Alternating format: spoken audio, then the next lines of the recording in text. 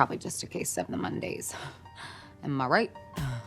For much of this week's Modern Family spoofing chapter of WandaVision, it's easy to think the show has dropped its first filler episode. Vision and Darcy being stuck in a van for half an hour moves the plot only marginally further than the van itself, while Wanda spends almost the entire time in her pyjamas, just doing her best Claire Dunphy impression. But this is all the calm before the storm, as episode 7 drops the story's biggest twist just before the credits roll, and does so in style.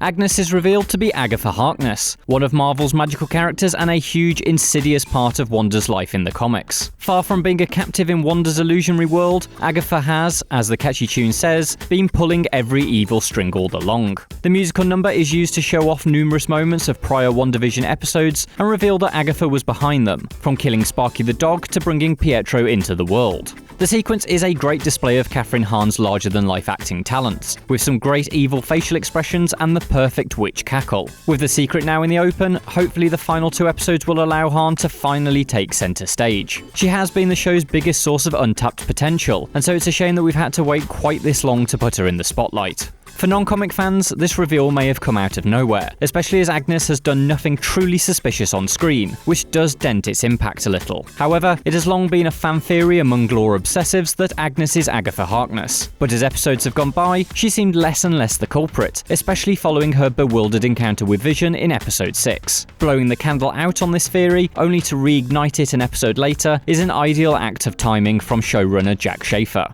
and ensures the reveal still carries some punch, even if it does get just a brief few minutes of screen time.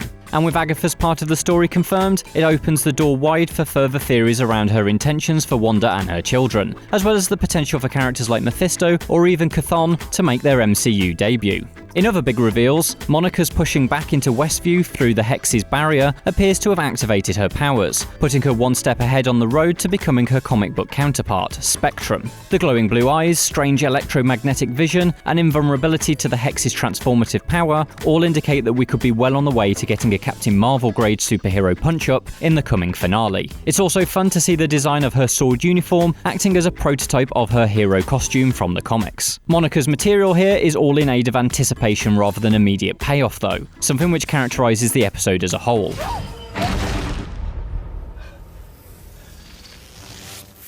It's nice to get hints back to her past and hear voices from Captain Marvel, but this is very much an episode about moving all the pieces into the correct position for the finale rather than doing anything massive with them.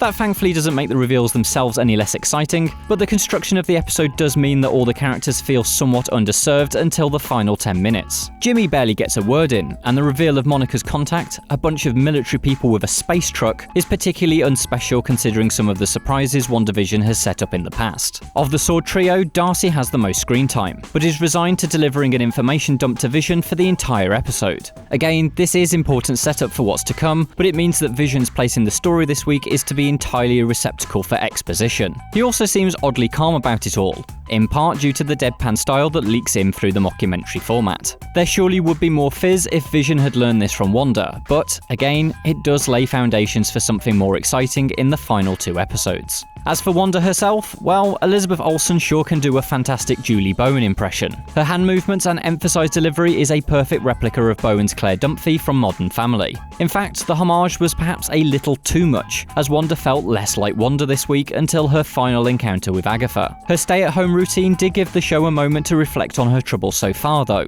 Along with the Nexus Pills advert, it's clear Wanda has progressed past her angry grief stage and into depression, neatly visualised by the unstable house around her. After casting her as the villain for several subsequent episodes, the show is making efforts to make Wanda sympathetic again, which neatly marries up with the reveal that she is, at least partly, a victim of Agatha's schemes. Isolating Wanda for an episode means the absence of Pietro, but that doesn't mean a complete lack of Quicksilver. In the show's first post-credit scene, Evan Peters arrives in menacing fashion to interrupt Monica's discovery of Agatha's basement. It's a cliffhanger that, combined with what we know about Agatha, poses many questions about Pietro's nature, and potentially hurls all of our X-Men theories into the garbage. Episode 7 has a slow, practically eventless first half, making it tough to truly love it as a whole. But that pace works to emphasise the significant reveals of its latter half, which provide a twist that turns at least some of that filler into killer. Just as things seem to be winding down, the few fuse is lit on a powder box full of major comic book moments that, once again, will have fans frantically theorizing for another week. It may ultimately be another setup episode, but it's one that reveals the true nature of its pieces and transforms the show's characteristic underlying dread into front and center fireworks.